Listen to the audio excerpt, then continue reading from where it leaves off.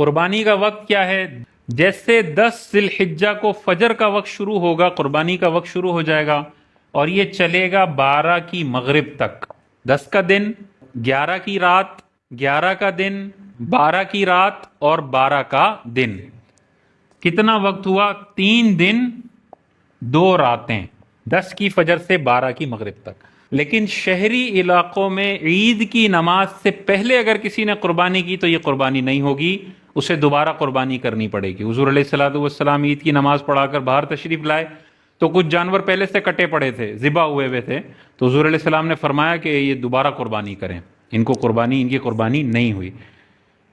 تو شہری ویسے تو فجر کا جیسے وقت شروع ہوتا ہے آپ قربانی کا وقت شروع ہو جاتا ہے، لیکن شہری علاقوں میں پورے شہر میں کہیں پہ ایک جگہ پہ بھی عید کی نماز ہو جائے اس کے بعد آپ قربانی کر سکتے ہیں۔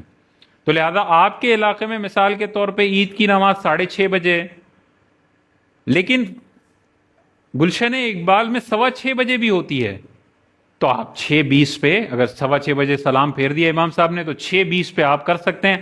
اگرچہ آپ نے ابھی تک عید کی نماز نہیں پڑھی اور آپ کے علاقے میں ابھی تک نہیں ہوئی، لیکن شہر کا اعتبار ہے، پورے شہر میں جہاں پہ بھی پہلی دفعہ عید کی نماز ہو گئی اس کے بعد آپ اپنے جانور ذبح کر سکتے ہیں۔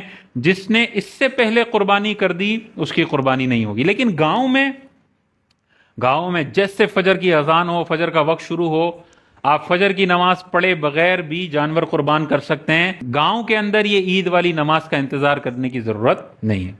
اچھا، رات میں قربانی علماء نے مکروہ لکھا ہے، حدیث میں بھی منع آیا، لیکن رات میں ممانعت کی علماء نے جو وجہ ارشاد فرمائی وہ یہ ہے کہ اندھیرے میں جانور صحیح طریقے سے ذبح نہیں ہوتا، رگیں کٹتی ہیں، نہیں کٹتی، جانور بدک جاتا ہے، مختلف مسائل ہوتے ہیں، اس لیے رات میں مکروہ قرار دیا۔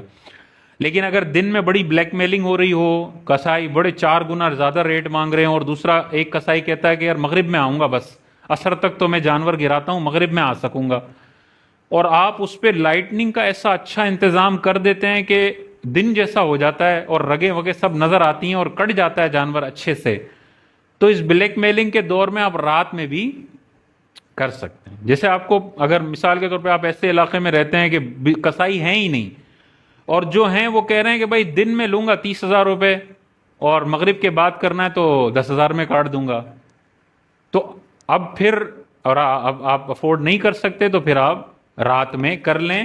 ضروری ہے کہ لائٹننگ کا نظام اتنا ہو، ایسی جگہ پہ اس کو ذبح کریں کہ کوئی ذبح ہونے میں غلطی نہ ہو، رگیں کٹنے میں غلطی ہوئی تو جانور ہی مردار ہو جائے گا، پھر 10,000 بچا کے کیا کرنا ہے ایسا، اسی لیے تو رات میں مکروہ ہے عام حالات میں، لیکن لائٹننگ کا اچھا نظام ہو، بلیک میلنگ سے بچنا ہو، پیسے زیادہ افورڈ نہ کر سکتے ہو تو پھر آپ مجبوری میں کر سکتے ہیں۔